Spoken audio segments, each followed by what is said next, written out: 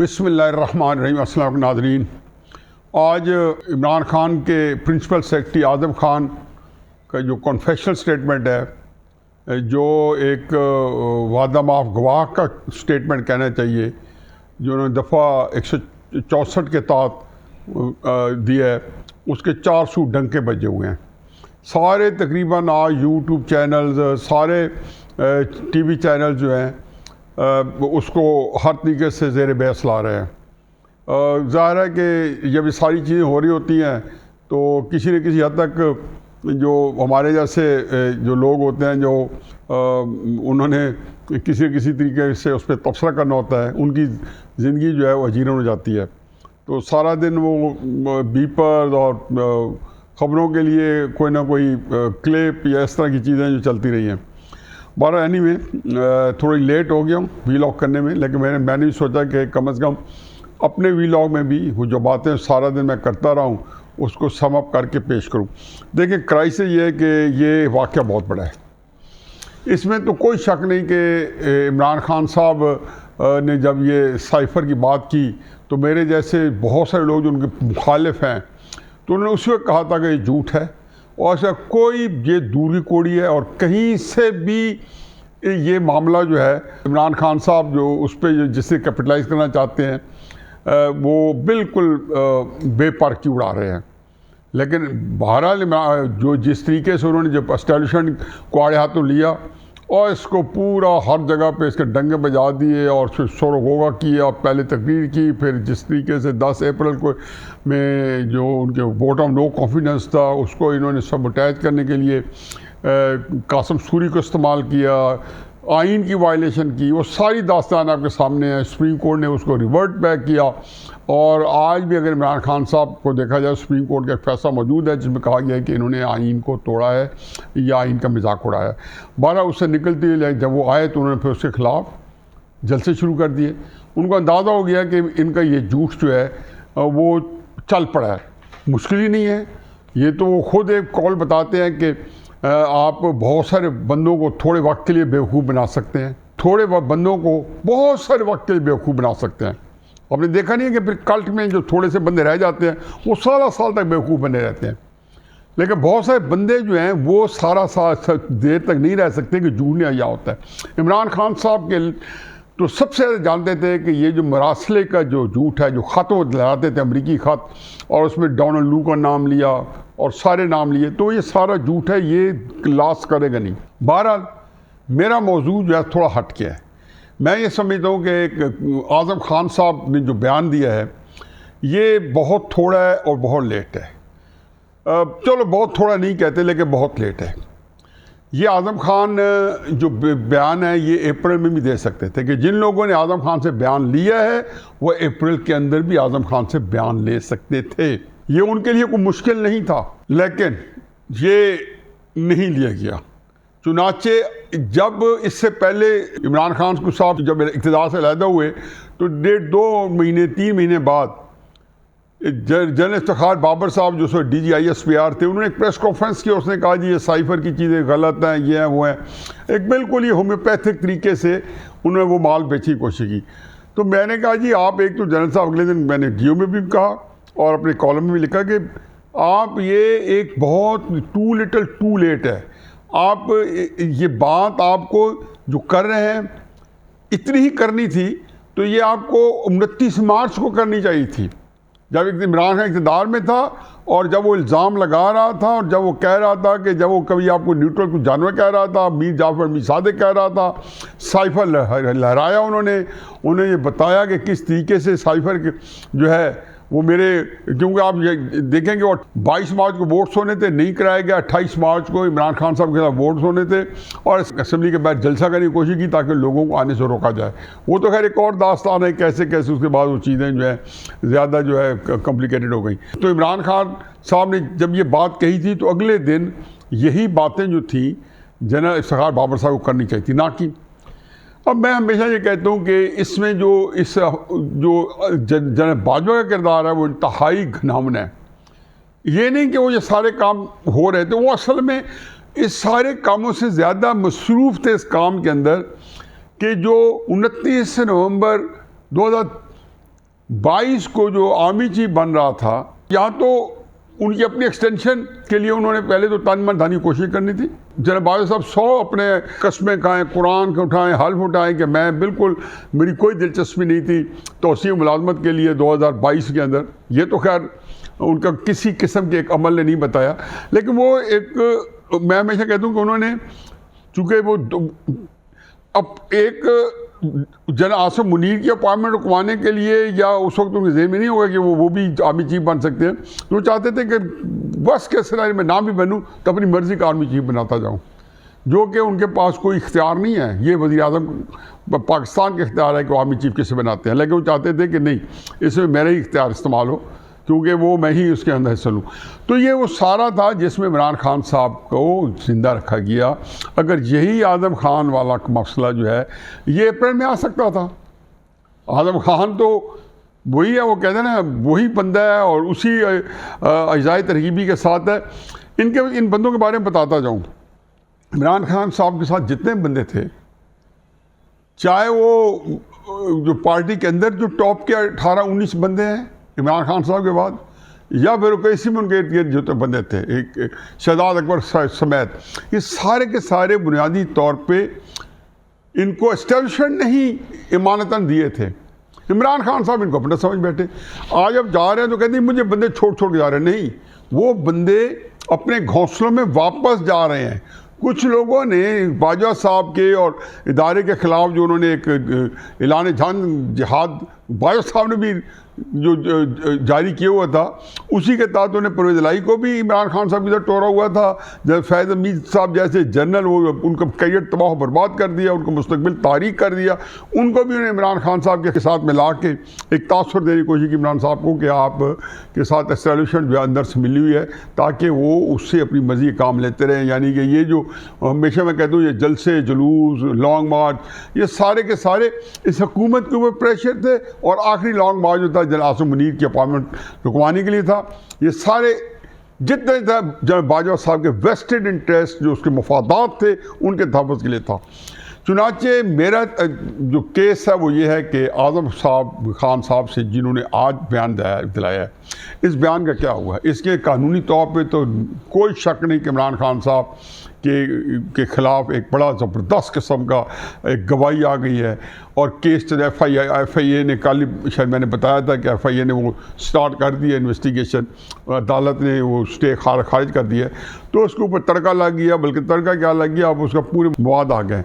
अच्छा, आज़म खान के अलावा भी बहुत ऐसे वादा माह गवाह आएंगे, ऐसे आएंगे कि इमरान खान साहब चारों शाने चत हो जाएंगे, खड़े खड़े बेहोश हो जाएंगे।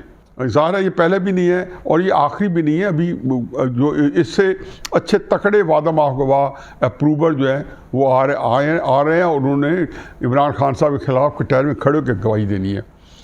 बुज़दार भी आपने देख लिया उस एक लिहाज से।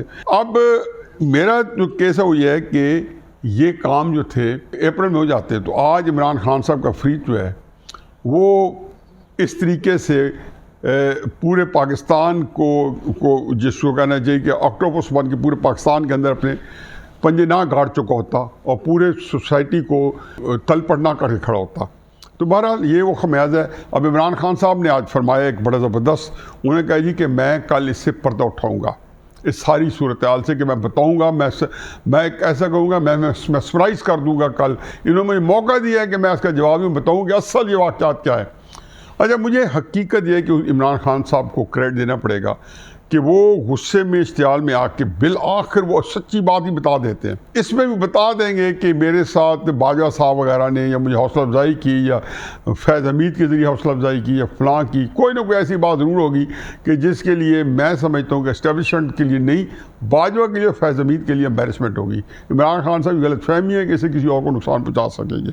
ज़ाहिर है उनको ये इन्होंने कहा होगा या नहीं कहा होगा। और क्या साजिश हुई? साजिश तो ये होंगी ना कि बाजवा ने या ये इमरान खान को नहीं भी कहा तो साजिश की होगी, इमरान खान से पकड़ ली होगी और वो बता रहे होंगे। तो ये वो सारी बातें हैं कि जिसमें बाजवा साहब का किरदार जो है वो मज़ीद जो है हमारे सामने खुल के आएगा और हमें मज़ीद पता चलेगा कि बाजवा साहब के बारे में हम जितने बातें कर रहे हैं या एक अपना गम गुस्सा या पाकिस्तान की जो आज की तकालीफ है उसका सोल ज़िम्मेदार जब उसको ठहराते हैं, तो मज़ीद लोग इस बात में जो है कायल हो जाएंगे कि ये बात बिल्कुल सही है। लेकिन मैं एक बात और भी करता जाऊं कि देखें, ये जो है साइफर, इसके अंदर 2-3 बातें हुई हैं। पहली बात तो यह क्या है, आज़म खान के स्टेटमेंट के मुताबिक जो पहले भी आ रहा है और ये बातें हर तरीके से हो चुकी हैं कि वो उसका पूरा बैकग्राउंड बताया कि कैसे शाह महमूद कुरैशी के ज़रिए हमारे पास आया और कैसे उसके बाद जब मैंने वज़ीर आज़म को दिखाया तो वज़ीर आज़म मुझसे लेके घर चले गए, फिर 2 दिन बाद कहाँ गुम गया। अब आज़म खान के पास चॉइस नहीं थी, ये नहीं कि उन्होंने कोई रज़ाकाराना तौर पे या आज़म खान के कंट्रोल एस्टेब्लिशमेंट के पास ना भी होते तो ये ज़हन में रखें कि साइफर को आज़म खान ने वापस करना था फॉरेन ऑफिस में। ये सिर्फ 4 आदमी देख सकते थे, मेरा ख्याल है foreign minister, foreign secretary, president of Pakistan और प्राइम मिनिस्टर।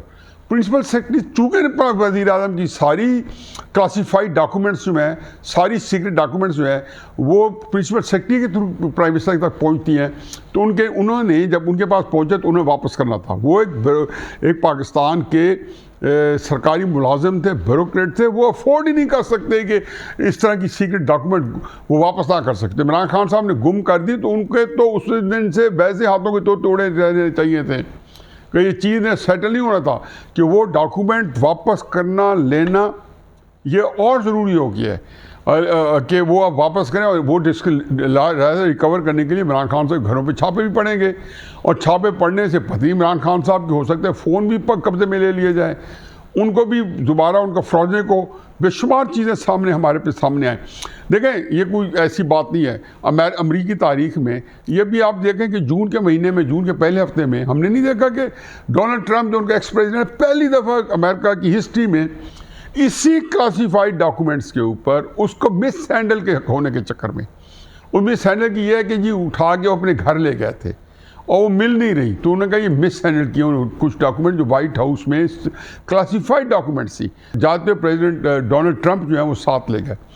अब ये एक अमेरिकी सदर पूरी अमेरिकी तारीख में क्रिमिनल इंडाइटमेंट जो है या एक मुकदमा जो चलाया जा रहा है जिसके ऊपर अब सारे के सारे अदालत के अंदर फेडरल कोर्ट में मुकदमा चल रहा है, इसी ट्रंप के घर पे कोई 4-5 महीने पहले FBI ने छापा मारा, पूरे घर को अपने कब्जे में लिया। उनका ये पूरा एक घर नहीं है, पूरा एक फार्म हाउस रैंच है, पता नहीं कई हज़ारों एकड़ के ऊपर फैली बहुत बड़ी एक स्टेट है वहाँ पे।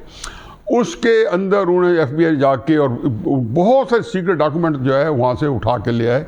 उसी के बिहाफ पे ट्रंप के ऊपर छापा जो एक चार्जेस फ्रेम हो गया, उनके ऊपर ये सारी इन्वेस्टिगेशन हुई। इन्वेस्टिगेशन के बाद उन्होंने कहा FIR दर्ज होनी है, FIR दर्ज हो गई और अब उनके खिलाफ केस चल रहा है और किसी दिन भी उनका कोर्ट जो है उनके अरेस्ट ऑर्डर कर देगी। ये पहली दफ़ा होगा किसी अमरीकी सदर की तारीख में कि एक क्लासीफाइड डॉक्यूमेंट्स को मिस हैंडल करने का चार्ज और एक क्रिमिनल चार्ज उस पर, जैसे ये भी इमरान खान साहब पे भी FIA ने इन्वेस्टिगेशन कर ली तो ये क्रिमिनल चार्ज होगा। FIA साइफर की रिकवरी के लिए इमरान खान साहब की बनी गाला और जवान पाक के घर पे ज़रूर छापे मारेगी। अब ये वो सूरत हाल है कि जिससे इमरान खान साहब जो है दो चार हैं। मेरा अपना ख्याल है कि आज़म खान साहब ने जो बात की है कोई नई बात नहीं है, हर एक को पता है। इमरान खान साहब को इसका नुकसान कानूनी तौर पे तो बहुत होगा कि कानूनी तरीके से एक बहुत ही स्ट्रॉन्ग केस बन गया है। सियासी तौर पे मैंने कहा थोड़े बंदों को तो आप लंबे अरसे के लिए बेवकूफ़ बना सकते हैं। अब एक कल्ट है जो कि इमरान खान साहब के साथ अटैच्ड है। ये नहीं है कि उनको ये पता नहीं चल गया कि इमरान खान साहब ने झूठ नहीं बोला या इमरान खान साहब चोरी नहीं की या इमरान खान साहब तोशाखाना के अंदर उनकी मिसअप्रोप्रिएशन आई है या अलकादर ट्रस्ट के अंदर उनके जो निज़ाम है वो बड़ी तकलीफ दे है कि वज़ीर आज़म होने के नाते से वो रियाज बहरिया को पहले वो अलकादर ट्रस्ट के जो कहते हैं जी कि उन्होंने मुझे दिसंबर 2018 मुझे कहा, वज़ीर आज़म हाउस में आके कहा कि मैं आपको ये अलकादर ट्रस्ट के नाम पे ज़मीन और यूनिवर्सिटी और जिसको वो सियासी फ़ायदा भी उठा रहे थे, शौखाना पे भी उन्होंने सियासी फ़ायदा उठाया। अब्दुल ईदी हैं यहाँ पे, अखुवत में हमारे अमजद साकिब साहब हैं, ये छिपा वाले पाकिस्तान के अंदर टॉप क्लास जो कि जिनको कहना चाहिए कि कई सैकड़ों बल्कि अब तो कहना चाहिए हज़ारों अरब रुपए में, मतलब कि अखुवत तो डेफिनेटली जिसको कहना चाहिए कि एक ट्रिलियन क्रॉस कर गई हो गया, उसकी जो स्प्रेड है, उसकी जो फैलाव है पैसे के अंदर, जो इंटरेस्ट फ्री लोन है, यूनिवर्सिटी कॉलेजेस बना रहे हैं, बड़े बड़े कैंपस, मैं खुद जाता रहता हूँ, लेकिन मजाल है किसी ने इससे सियासी फ़ायदा उठाया हो। क्योंकि आपको सियासी फ़ायदा उठाते हैं तो इसका समझिए कि उसके अंदर आपकी जो नेक नीयत है वो ज़ाया हो जाती है। ये उसकी नीयत ये थी कि इससे आपने इक़्तिदार हासिल करना है, तो यही काम दूसरे कर रहे हैं, वो अदरवाइज पैसे खर्च का ही कर रहे हैं इक़्तिदार हासिल। आपने वही टेक्निक्स किए हैं कि उससे जो काम लोगों ने बेचारे पैसे लिए, शौखाना बनी, या उससे आप सियासी फ़ायदा उठाते फिर रहे हैं। आप जब से इक़्तिदार में आपने शौखाना अस्पताल का नाम बेचा, जब से आप आए हैं आपने हर तरीके से उसके नाम पे, फिर नमल कॉलेज खुल गया तो उसके नाम पे आपने लोगों के सामने रखा और अपनी तारीफ़ों की, तौसीफ़ों की जमी पुल बांधे आपने सारी बातें की। मेरा अपना ख्याल है कि इस वक्त ये मामला जो है बड़ा तकलीफ़देह है। साइफर का गुम होना बहुत बड़ा क्राइम है। इमरान खान साहब जो है इस मामले में बुरी तरह फंसे हैं। अब उनके पास किसी भी केस के अंदर, उनके बहुत सारे स्ट्रॉन्ग केसेस में से एक और केस है जो बड़ा स्ट्रॉन्ग केस है, और इससे निकलने का कोई रास्ता नहीं है। वैसे भी 9 मई के बाद ये नामुमकिन था कि इमरान खान साहब के लिए इलेक्शन की स्पेस होती, नामुमकिन था इमरान खान साहब की। इसलिए आप देखेंगे कि इमरान खान साहब के जो भी बंदे साथ रहना चाहते हैं वो छुपे रहेंगे। मेरे पास तरीके साहब वाले आते हैं तो कहते हैं जी कौन सा रास्ता, मैंने तो बताया जी आपके पास रास्ता है क्या। तरीके साहब के टिकट पे इलेक्शन लड़ेंगे, कहते हैं लड़ नहीं सकते, निकलेंगे बाहर हम पकड़े जाएंगे। क्योंकि 9 मई के ऊपर चाहे तजावुज़ हो रहा है, चाहे ये बात मुझे एग्जैक्टली मैं इसको कंपेयर करता हूँ अमेरिका में 2001 में जो 9/11 हुआ था, जब उनके ऊपर उनके जो वर्ल्ड ट्रेड सेंटर की बिल्डिंग के ऊपर अटैक हो गया था, या जो भी हुआ था, साजिश थ्योरी कह लें, कोलैप्स कर गया था। उन्होंने कितने नाजायज़ तजावुज़ किए, कितने लोग हैं, आफिया सिद्दीकी साहब जैसे कितने बेगुनाह हैं जो तले गए। तो ये होता ही है कि इतने बड़े वाक़े के बाद तजावुज़ होता है और तजावुज़ की जस्टिफिकेशन होती है। मैं तो मिलिट्री कोर्ट्स के भी खिलाफ बात की है। मुझे तो हकीकत हमेशा मैं कहता हूँ कि यास्मी राशिद साहबा, फरोज इलाही साहब और फिरदौस शमीम नकवी साहब, इनको मुझे तकलीफ़ होती है कि ऐसे बंदों को भी आप खामखा जी सियासत के, मतलब ठीक है वो सियासत करें लेकिन उनकी उम्र देख लें, उनकी सेहत देख लें। ये गुंजाइश होनी चाहिए कि 3-4 बंदों को आप नज़रअंदाज करते हैं और सिर्फ उनको चलो कह दिया जाए कि ये वक्ती तौर पर सब सियासत ना करें, हम भी नज़रअंदाज करें, आप भी इसमें सियासत ना चमकाएँ क्योंकि हमारी मुश्किल है। तो बात यह है कि जी आप इस सूरत हाल में जो कि हम कुछ कहते रहे कि मिलिट्री कोर्ट्स ना हो, लेकिन वो जो कुछ भी करेगी एस्टेब्लिशमेंट, जो कुछ भी हमारी अस्करी क़यादत सोचेगी करेगी, उनके पास उसकी जस्टिफिकेशन है और वो करने की सलाहियत भी रखते हैं और कर भी गुजरेंगे। वो बड़े सख्त तकलीफ़ में हैं। और दूसरी तकलीफ़ उनकी है कि इमरान खान साहब के हलकों में उनकी तकलीफ़ की बजाय नमक पाशी की जा रही है, और उनकी जो असल जो उनके साथ वारदात हुई है उसमें उनको कोई न तासुफ़ है न अफसोस है, और उसके बारे में जो उनके ख़यालात आलिया हैं वो भी तकलीफ़देह हैं कि जिसमें सारी चीज़ें कि जी खुद कराया है और फ़ौज के अंदर इख्तिलाफ़ात हैं और इस तरह की बातें हैं जो कि उनके लिए नाकाबिल बर्दाश्त है। चुनांचे इमरान खान साहब इलेक्शन तो पहले पुगा चुके थे, अपने ख़िलाफ़ भी केसेस जो भी नया बन रहा है वो पिछले केस से ज़्यादा सख्त गिर है। इमरान खान साहब के लिए ज़्यादा खौफनाक रिज़ल्ट लेके आने वाला है। वमा अलैना इल्ला अल बलाग।